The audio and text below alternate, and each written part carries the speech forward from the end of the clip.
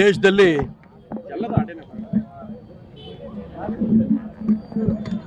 ಸಂವಿಧಾನಬದ್ಧ ಸರ್ಕಾರ ಇದ್ದರೆ, ಇಡೀ ದೇಶದಲ್ಲಿ ಧರ್ಮಾಧಾರಿತ ಸರ್ಕಾರ ಇದ್ದರೆ, ಕರ್ನಾಟಕ ರಾಜ್ಯದಲ್ಲಿ ಮೀಸಲಾತಿಯನ್ನು ಕೂಡ ಧರ್ಮಾಧಾರಿತ ಮಾಡ್ತಾ ಇದ್ದಾರೆ. ಸಂವಿಧಾನವನ್ನು ವಿರೋಧಿಸಿ 15% ಮುಸಲ್ಮಾನರಿಗೆ ವಸತಿಯಲ್ಲಿ ಕೊಡ್ತಾ ಇರೋದು ದುರ್ದೈವ.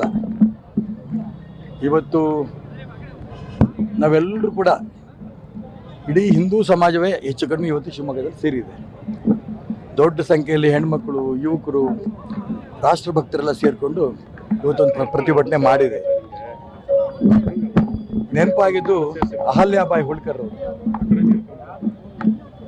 ಆ ತಾಯಿ ಔರಂಗಜೇಬ್ ಇನ್ನು ಹಿಂದೂ ಸಮಾಜವನ್ನು, ಹಿಂದೂ ಧರ್ಮವನ್ನು ಮಟ್ಟ ಹಾಕಬೇಕು ಅಂತ ಏನು ಪ್ರಯತ್ನ ಮಾಡಂತ ಔರಂಗಜೇಬನ್ನ ತುಳಿದು.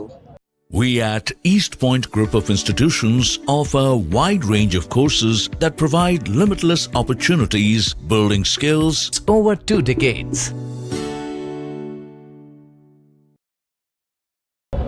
ಅಹಲ್ಯಾಬಾಯಿ ಹೋಳ್ಕರ್ ಯಾವ ರೀತಿ ಹಿಂದೂ ಧರ್ಮವನ್ನು ರಕ್ಷಣೆ ಮಾಡಿದ್ರು, ಕಾಶಿ ವಿಶ್ವನಾಥನ ದೇವಸ್ಥಾನ ಇರ್ಬೋದು, ಎಲ್ಲ ರಕ್ಷಣೆ ಮಾಡಿದ್ರು.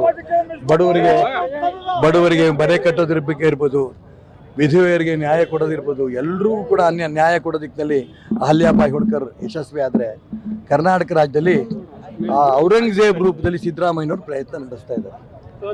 ಔರಂಗಜೇಬ್ ಅವರು ಈ ಹಿಂದೂ ಧರ್ಮದ ದೇವಸ್ಥಾನಗಳೆಲ್ಲ ಹೊಡೆದಾಕಿದ್ರು, ಹಿಂದೂಗಳೆಲ್ಲ ಅನ್ಯಾಯ ಮಾಡಿದ್ರು.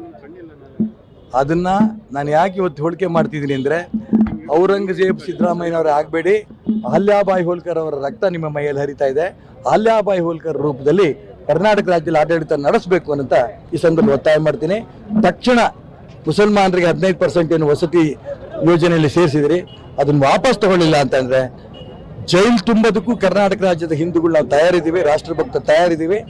ಆ ಒಂದು ಇದನ್ನ ಏನು 15% ಮೀಸಲಾತಿಗೆ ಸಚಿವ ಸಂಪುಟದಲ್ಲಿ ತೀರ್ಮಾನ ತಗೊಂಡಿದ್ದೀರಿ, ಅದು ತಕ್ಷಣ ವಾಪಸ್ ತಗೋಬೇಕು ಅಂತ ಒತ್ತಾಯ ಮಾಡ್ತೀವಿ. ಇಲ್ಲಾಂದ್ರೆ ದೊಡ್ಡ ಹೋರಾಟವನ್ನೇ ಮಾಡಬೇಕು ಅನ್ನಂತ ಇವತ್ತು ನಾವು ಪ್ರತಿಜ್ಞೆ